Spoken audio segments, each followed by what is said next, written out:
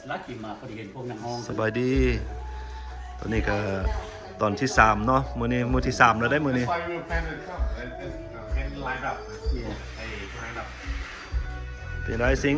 บ่เมาบ่ Good. ตื่นมาต่อ ล้างหน้าเว้ย เอาแต่เช้าเนาะ ล้างหน้า ยังอ่ะเมื่อวานเนี่ยขึ้นผมพอ กินบ่พอขึ้นมาเอาต่อ Money back in business. อ้าวมื้อนี้เฮาสิ ไปสองเที่ยว กำลังสิออกแล้วเนาะบัดนี้เนาะกำลังสิออกไปไสบัดนี้ ออกไปกินเหล้าต่อ โอ้ย กินเฟอ สาวขาเลาะเนาะนี่เนาะแถวนี้ สิไปต่อ We're gonna regret อ้าว it. พี่น้องพวกเฮาสิออกไปต่อเนาะจังได๋เนาะสิไปไปกินเฟออยู่เฮือนพี่น้องพุ่นละ Yeah, that's when I read this. I was like, okay, so you know. ตอนนี้พวกเราก็กำลังไปMillion Dollar House เนาะตอนนี้เนาะสิพาไปเบิ่งว่าเงิน Million Dollar เป็นยังไงเนาะมื้อนี้เนาะอยู่ Fallbrook เพิ่นเด้อพี่น้องตอนนี้ก็กำลังเดินทางตอนนี้บัดนี้ก็มาฮอดแล้วเนาะเงิน Million Dollar House นี่นะทางเข้าอันนี้เป็นฟาร์ม Jack Edgar. หาเอเคอร์ Acres? Oh wow, this one you call 5 ต้นกล้วยก็มีต้นหมากไม้หลายแนวใช่ ดอกเหลืองดอกยังก็ดอกลาวหางดอกเหลืองดอกแบบดอกคุณ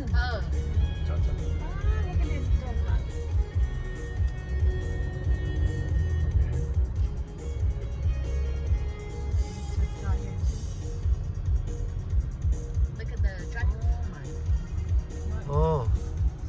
มานี่ก็มีต้นหมากมังกรนี่พี่ I sing it up there. เคยว่าไป หัวสิไข่ก็มี มาทางพี่เพิ่นก็มีบาร์บีคิวเนาะทางนี้เนาะบาร์บีคิวเพิ่นเก็บหมากกระทันเก็บหมากละมุด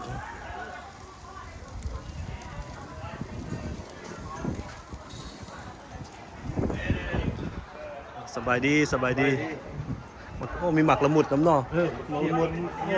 มีแต่หมักไม้บ้านเฮาเนาะสบายดีฮัลโหลตังเพิ่นกระคักเนาะตังนี่สบายดี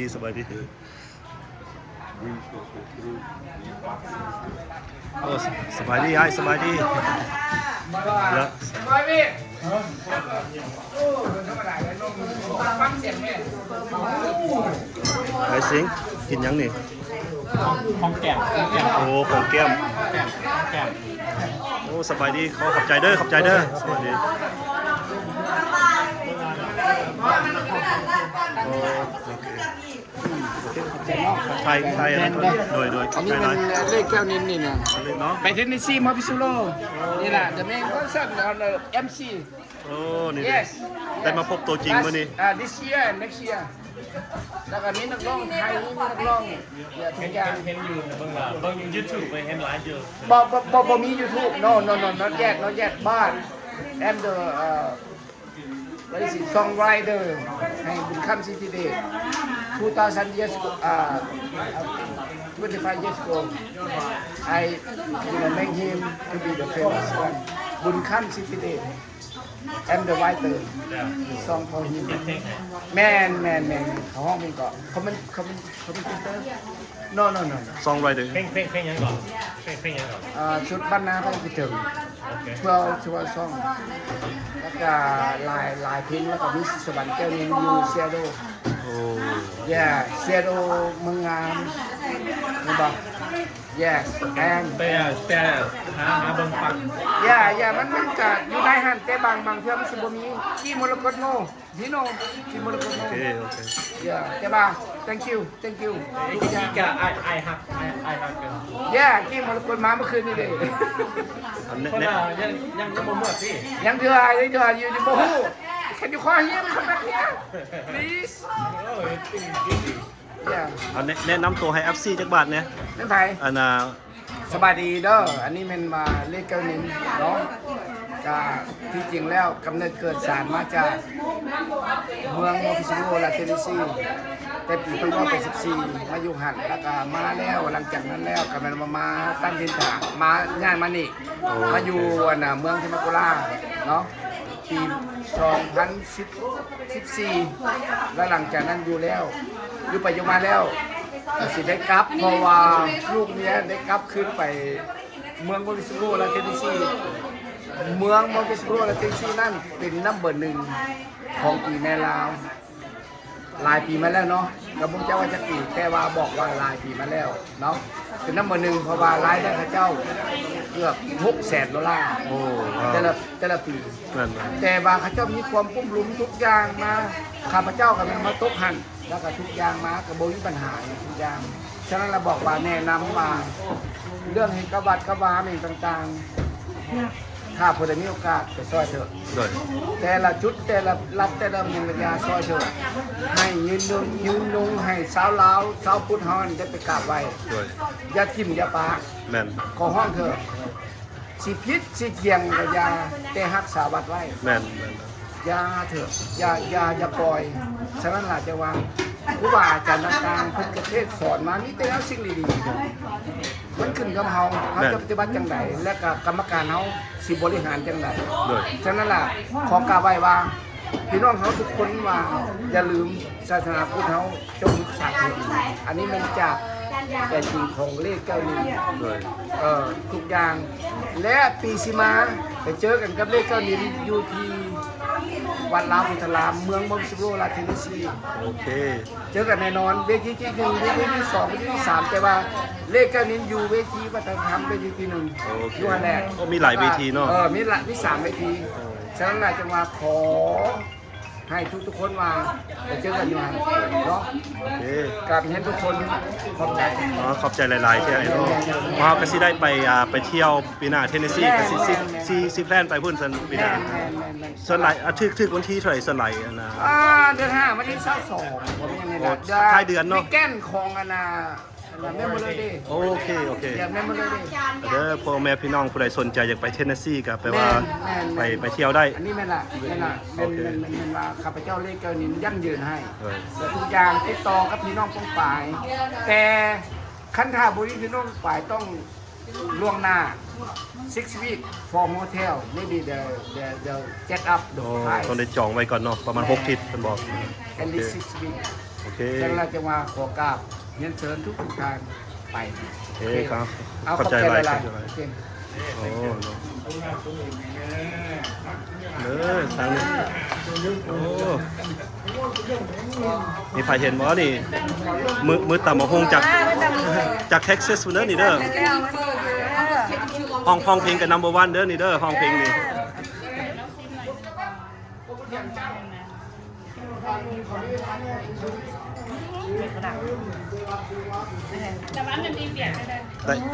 ได้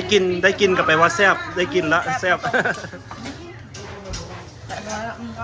คันผู้ใดบ่ฮู้ซื้อฮู้เสียงกันนี่มันดาวันเด้อนี่เด้อดาวันนักร้องจากเท็กซัส ตัวนี้เผ็ดนะจำมาเผ็ดมัน นี่เพิ่นก็เฮ็ดสมหมูได้เนาะเนาะสมหมู เส้นยำกิน โอ้เฮ็ดยำเฮ็ดกำลังเท็กซัสคือกันบ่นี่โอ้เวกัสโอ้อันนี้ก็ไปเวกัส 2-3 อาทิตย์ก่อนตอนไปwent to an birthday ของ Friday C3 เห็นนะ C3 rounds เห็นเลยโอ้ฮัลโหล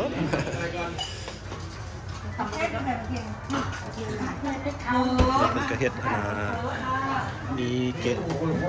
มีแกงเนาะมีต้มเนาะนี่เนาะต้มเครื่องในได้เนาะ ต้มปันไดเด้อถอยละร้อยมาเด้อพี่ยา บ่แพงเด้อพี่น้องคนละ100 100 ดอลลาร์100กีบนี่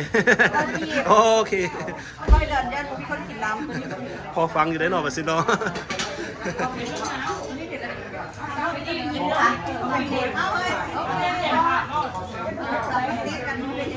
เพิ่นก็กำลังคั่วกินเนาะมีตำมะพุงมีต้มข้างในมีเฝอมีหลายอย่าง อาเจียบี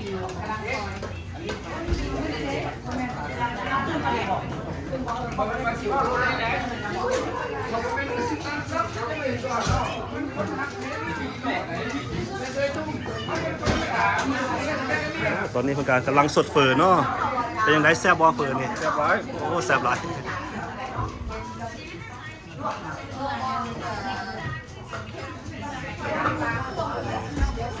นี่ก็อยู่ทำแมกีฬาเลยเนาะอันนี้แมนทางพ่อแม่พี่น้องทางทำแมกีฬานี่วันนี้ก็มาถ่ายให้พี่น้องได้เห็นว่าทำแมกีฬาโอ้วิวงานผลงามขนาด เอาลูกน้องคนได้เด้อมาดีมาห่วมน้ำกันเด้อมื่อนี้อยู่ไอ้ตุ้มเมืองนี้ไม่ก่อนเมืองนี้ไม่ก่อน ฟอร์บรุก ฟอร์บุ๊กแคลิฟอร์เนียเนาะมานี่แล้วก็น้องนุงเพิ่นมาโดยเฉพาะมันมาเมื่อคืนนี่ก็เป็นว่ามันซื้อกันหลายแล้วก็ได้ไปสร้างวัดโพสีห้องน้ำเนาะ แมน วัดโพสีห้องน้ำแล้วก็ตู้พิลาไปสั่งไว้ โดย ลูกหลานมันก็เป็นเต้าหงกันนะสุดสันทุกอย่าง ก็ได้เฮ็ดทำบุญให้เพื่อนแล้วเขาก็ดีใจเขาก็นั่นภูมิใจ แม่ นั่นแหละ จากนั้นหลายทุกอย่างก็เป็นห้องไหนได้ดี แม่น ทุกอย่าง โอเค เวลาจะมาเขาขอบใจน้ำใจพี่น้อง นั่นแหละ ไปร่วมประจุประจัยสร้างกันนะครับวันนี้สาธุขอให้ส่วนบุญส่วนสร้างกัน โอเคเดี๋ยวสิเอาละบอนี่ของแก้มละบอเจ้า วันลองมาแล้วทำงาน ขึ้นเลย ผู้ใดว่าไหน แซ่บเนาะนุ่มๆเลยเนาะ แม่กินไหมไม่กินหรอ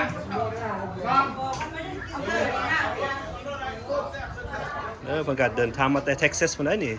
มากินตำมะฮงแคลิฟอร์เนียแต่ว่าเมียเพิ่นเป็นผู้ตำเอง นั่นบ่จักสมองอ้ายขี่ยนต์มานี่ ประมาณ3 ชั่วโมง โอ้ อันนี้หัวหน้าตะวันเด้อ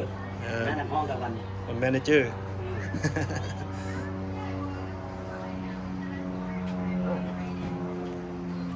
นี่ก็มือคีย์บอร์ดเนาะเอกนี่เป็นไรคืนนี้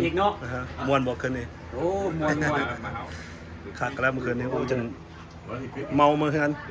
เกือบบ่ฮอดเมื่อคืนนี้ It's the GGB family, but it's the Asian breed. นี่เป็นกำลังซอยเสียนเนาะเนี่ย มา เส้นบาร์บีคิวน อนได้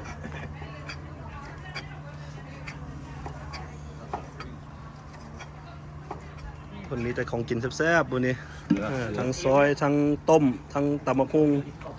โอ้มีมดเนาะ ต้มลงงัวอีก โอ้ต้มน้องง้อยอีกป้าติโตทั้งเฟอร์ก็มีโอ้ครบเนาะมื้อนี้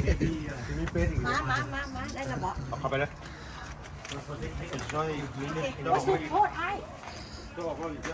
นี่ก็หม้อเฟอร์เนาะพี่น้อง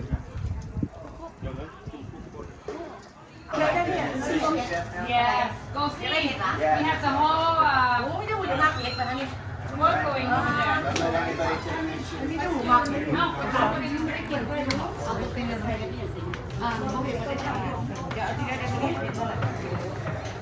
นี่เว็บบอกแต่วันนี้มันไม่ค่อยมีคนอยากกินโอเคหรอกับเฮ็ดที่ไหนเฮ็ดกระแซ่บ ยังไม่เฝ้าผ่าน เมาเหล้ากินเป็นเรื่องรู้ใจเพราะเราคือบางอย่างมึงคนกินเนาะได้กันเฮ็ดเด็กเอาเฮ็ดแล้วจัดให้จ้า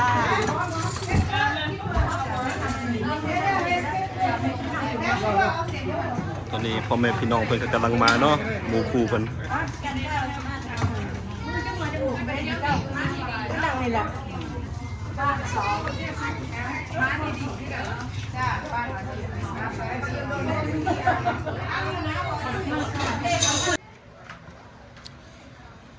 มันจะมีสมหมูเนาะนี่เนาะสิ้นบาร์บีคิว ช่วยชมหมูช่วยหนัง โอ้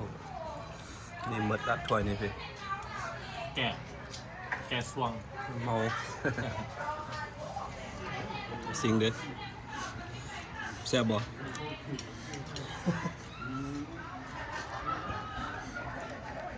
มาสบายดีพี่น้องกินน้ำกัน วันนี้มาแก้แฮงโอเวอร์มื้อนี้เนาะ แกแฮงโอเวอร์ อันนี้ก็มาจากเท็กซัสเพิ่นเด้อนี่เด้อนี่เด้อ นะครับซื้อร้านอาหารเอเชียนบิสโตอยู่แถวเท็กซัสอเมริโลเด้อ ไปแท็บ กายไปไกลมาไปแวะเด้อพี่น้องนี่ไปอุดหนุนกัน หมดพ่อแม่พี่น้องอย่าลืมเด้อคันผู้ใดไกลไปก็ต้องไปอุดหนุนห้านเพิ่นนะเพิ่นอยู่นะอเมริโลเพิ่นว่าเท็กซัส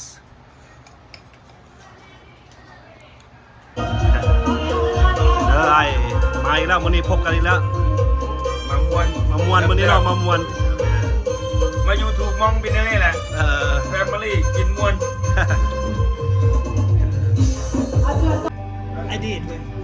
โอ้เด้อกินนากินนาเนี่ยก็เอ้ยเนี่ยก็ ปลาหมึก ปลาหมึกเนาะกินปลาหมึก ซอยจุ๊บปลาหมึก ซอยจุ๊บปลาหมึกเนาะ ซอยจุ๊บซีฟู้ดนะจ๊ะ เอาเด้อไอ้มาลายเพชรเด้อนี่เด้อพี่น้อง ลองเลยนะ แซ่บบ่แซ่บบ่ เปรี้ยวเลยวะเอาเลยเอา ตอนนี้เพิ่นก็กำลังเสร็จลาบเป็ดเนาะตอนนี้เนาะ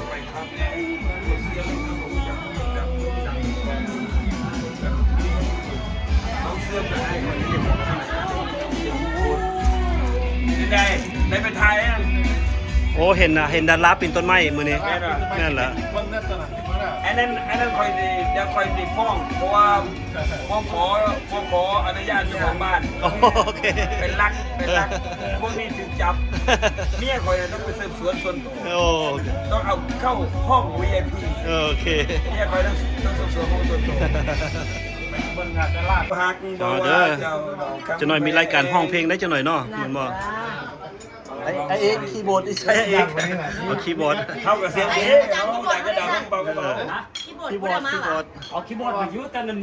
มีแต่พวกนี้ สติ๊กเกอร์มันก็น้อยมาได้ ตัวนี้เนี่ย มันบ่ได้ บอกกันได้ก็ได้อยู่ บัตรมันบอทอได้มัน บอกกันได้บอกเขาห้องตัวนี้ได้อยู่ ฮะคอยไปอยากให้คนมีเงินใส่เลย จะหน่อยนี่อันมาลายเพชรละสิเริ่มแล้ว ราย จะ การ หน่อย ไม่ได้เบิดคำซีว่าตอนนี้ผมกำลังเฮ็ดรายการนี้อยู่เป็นบ็อกซิ่งแต่ว่าสอกได้กำลังเฮ็ดแล้วเป็นจัดมวยโชว์แล้ว2เทื่อแล้วต่อไปมันสิดังไม่ได้ติดตามได้ฝากได้ ฝากติดตามเด้อพี่น้อง สากลได้สองได้ห้ามตีเขาห้ามเตะเพราะคนเมืองไทยเมืองที่ทุกวันเนี่ยต้องทำเป็นธุรกิจคนมักแบบคนเขาว่าจะ see action เขาว่าจะ see knock out จะหน่อยเด้อเพิ่นว่าหมดคำสิเว้า ครับถึงมาเร็วๆนี่แหละเมื่อคำซีว่าห้ามพูดนะ โอ้เตรียมเด้อพี่น้องนี่ เตรียมตามเลย exclusive เด้อนี่นะ ฮักทุกคนเลยฮักเพลงเลยชีวิตมันสั้นติดตามตอนต่อไปเหมือนละคร อะไรสั้นไม่รู้อ่ะเธอรู้ดีนี่ อะไรสั้น เจ้ารู้ดีหนาวมันสั้นแต่หน้าห้อนมันยืด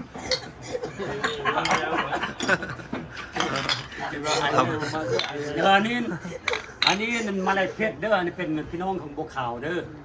ดีใจเขามายาม นี่มาลายเพชรอเมริกาเดี๋ยวในมาลายเพชรสหรัฐเดี๋ยวเจอกัน โอเค ของคอยรายการเมื่อคำซีว่าห้ามพูด มองดูบอกไม่ดูกินเนาะบอกคักได้บ่เนาะคันว่าไปซื้อเองเป็นยังไงก็ไปซื้อเองนี่ ถ้าไปซื้อเองมันแพงโพดอุ้ย ขาดตื่น นักมวยเขากินเหล้าขี้เบียร์ผมไม่ได้กินเหล้าขี้เบียร์แล้วเขาจะซื้อมาให้ก็ต้องกินแบบเอาใจเขาเลย respect แม่นแม่นแล้วเนาะ ถ้าเขาซื้อเองว่าอยากไปบ้านมูแล้วหามูมาบ้านเขา เบิดคำสิเว้าไปวะ ตอนจุดจบว่าห้ามพูด ห้ามพูด เจ้าว่าอย่างไรก็มาคืนเพราะมันคำสิว่าในการมันคำสิว่าพูดไม่ได้เถียงไม่ได้คือมันคำสิว่า โอเค ต่อแล้ว ตอนนี้สิพามาลกเป็ดอยู่ฟอร์บรุกเนาะใกล้ๆทัมเมกลาโอเค ลบเป็ดแทนดาวันกินได้ไหม เห็นบ่ท่าน แทนมันหวังกิน ท่านสิ่งสิลกเป็ดเฮ็ดลาบเป็ดให้นักห้องกินได้มื้อนี้มีทั้งมีหยังก็ดาวันมีดอกอ้อเนาะมื้อนี้เนาะ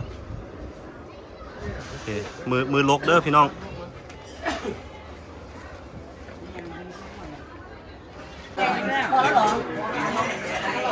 มันว่าแซ่บแล้วฮะให้ผู้นี้ซิมให้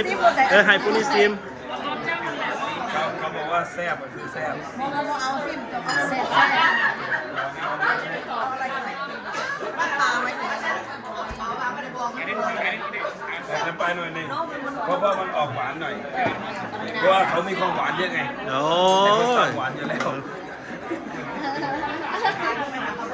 เปรี้ยวพอแล้วใช่ไหม ใช่โอเคแล้ว คนเปรี้ยวเนาะ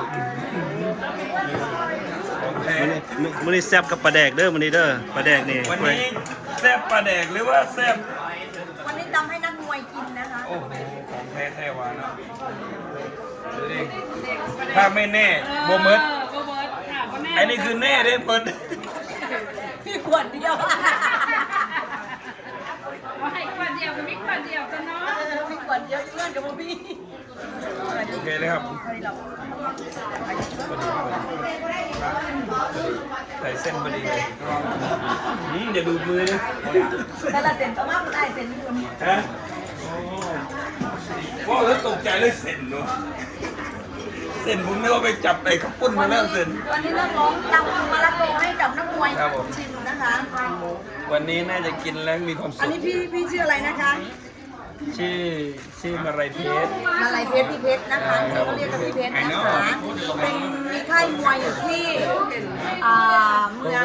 เมืองเฟสโน เฟสโนนะคะโคเรสนะคะใครอยากมาเรียนชก ภาม ษา วย เรือป่ะ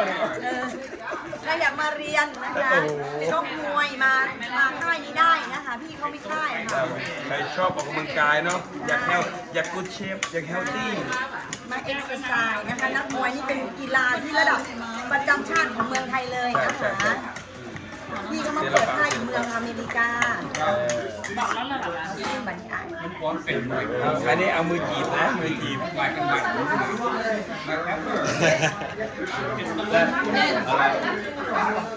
พอดีรถเนี้ย เอาที่สี่แล้วพอแล้วนะแต่เราก็ดีแล้ว ใช่หลายเดียว เดี๋ยวมันจะจืด ที่หลาย ใส่ลายแซ่บใส่ลายแซ่บหลาย ซ้ำนี่เนี่ยเขาซีแย่งกัน เอาแบบคนแย่งกัน เดี๋ยวตักให้ไป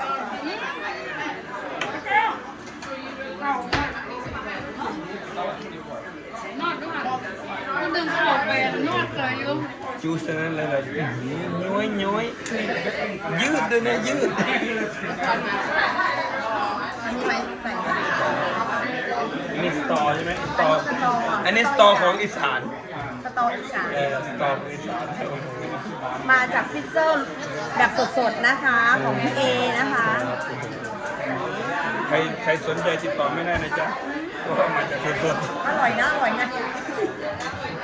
แซ่บอะไร ๆกินเยอะ ถ้ากินเยอะนะสตอนี่นะห้ามโม่หลาย ไม่เอาโมลาย โตซิมักมดคำสิว่าต่อไปผมจะมีรายการ YouTube นะหมดคำพูดคือมดคำสิว่าไม่มีใครจะพูดให้คือมดคำสิว่าแล้วมันมีคำตอบให้แล้ว ค่ะ โอเคถ้าติดตามเนาะถ้าติดตามซ่องเพิ่นเด้อจะหน่อย ให้อร่อยนะพี่เบส ครับผม จ้าเปรี้ยวนะจ้า เห็นพูดตั้งแต่2 วันแล้ววันนี้ได้กินแล้ว ค่ะ หวานจะเอาน้ำเย็นใส่แป๊บเดียว บอกแล้วว่าใส่เสื้อนี่ใส่เสื้อนี่ได้เฮ็ดเวียกเนาะเจ้านี่ มันว่าแล้วใส่เสื้อนี่เห็นบ่มีเวียกให้เฮ็ดโลดใส่เสื้อเนาะเอาไม้ขึ้นมาเอาไม้ขึ้นบ่มื้อเด้อพี่น้องพี่เด้อคันผู้ใดเห็นนี่เห็นผู้ใดเห็นนี่สินั่นเด้อเนาะนักห้องนี่นักห้องไอลิกอันน่ะนั่นมาได้นะดมไซมาแต่ลิกดมไซมาเฮ็ดเป็ดให้กินมื้อนี้เนาะ ตั้งวงมาจะได้คิดคน มาถึงเวลาไปหมดนี่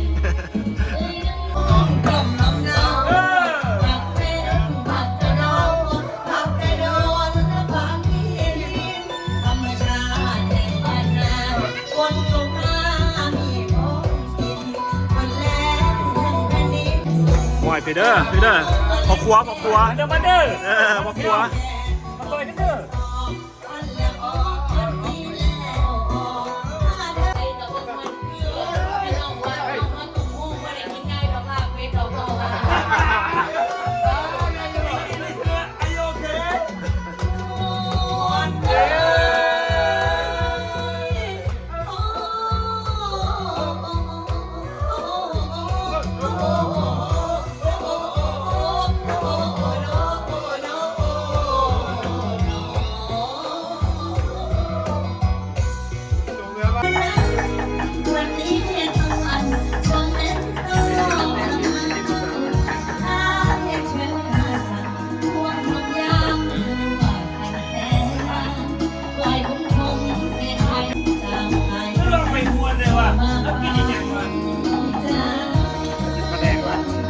ปลาแดกเขากินปลาล่าโอ้ยเขากินปลาล่าเลยม้วน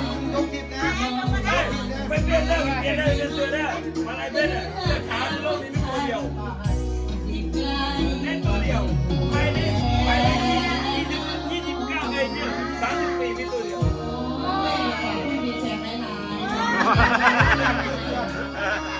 ขอบคุณไทยเลยนะให้ได้ยักษ์ผู้ใหญ่สู่ผู้ใหญ่ได้ ทีมอะไรเป็นเอาวะ ขอบคุณค่ะที่เป็นด้วยนะคะขึ้นระหว่างคนหนึ่งใจให้เจ้าของน้ำจอกน้ำสองทั้งเป็นทั้งเลยทั้งตายจีกินไปเองงานดี เฮ้ยหลานใหญ่เต็มที่เลย แค่น้องยังก็ฉันจะดาวหวานหวาน เป็นได้ยังไงวะนี่เขาสิง เจ้าคนสันสูงเสียงดังนกลุงอายมันนกเก่า สาวสาวเรื่องว่ากันอย่าว่าหกแต่จุดเป็นเขาคนคือกัน ทั้งเรากันสั้นขอให้ เพราะพี่ใจมันคงพอแล้วสัญญามันแล้วเรื่องหัวใจจะได้กังวลขอบคุณว่าอาณาบางทีเพราะเธอได้บอกรักเป็นการคนจนแล้วก็รู้ที่สมเส้นชัยฟังได้จะทำน้ำมึงใหญ่เดินมามีงานประจำอยู่ที่หัวใจเป็นรักไทยดีนะเดี๋ยวบอกเป็นยาวก็จะแก่สมกันมาเนี่ยโอ้ย เขาจะเศร้าเลยด้วยผมชันมากเลยถ้ามันถล่มเลยนะเสื้อโลดนะเอาเสื้อเขาโลด เอาเพลงนี้สิมอบให้อ้ายเด้บ่โสดบ่อนุญาตให้ที โอ้ย บ่ได้เด้นักร้องโสดเด้ โซนป้าย ไอ้ แด แก ง โสดป้ายแดง โซนป้ายแดง หัวบ่ได้เด้อ้าย ตัวบ่ได้ เจ้าบ่มีเมียอีหลีนี่บ่ ผมมีอีหลี อ๋อเมียบ่มามื้อนี้เมียบ่มาเพิ่นว่า เมียเรียกนะมันตกขามแต่มันไม่แหวน บ่เป็นเราถอดก่อนเนาะ ญาติลูก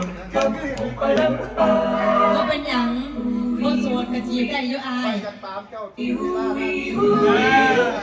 ว่า อ้ายดีแท้ เขาว่าคือผีเขา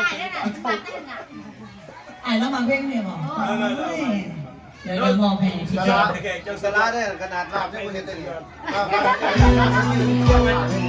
โอ้ยโย่ก็ใส่มาแล้วกันจะเขาถึงต้นเลย โอ้เพิ่นแล้วบ่สิเป็นหัวไผแต่เมียอันนั้นมาทีเอาหัวแถวน้องปล่อยไปรู้สายเมื่อเจ็บเสียตายมาแล้วเจ็บใจ เป็นกับหลายคนม้วนน้องเจ้า กุหลาบดอกนี้เอาน้ำมาแต่งหัวใจเป็นจังใดน้องอกเอ่ยสัมพันธ์แต่ปล่อยให้ฉันเหี่ยวใจของเธอได้ไหมให้ฉันได้ทำเพื่อเธอได้ไหม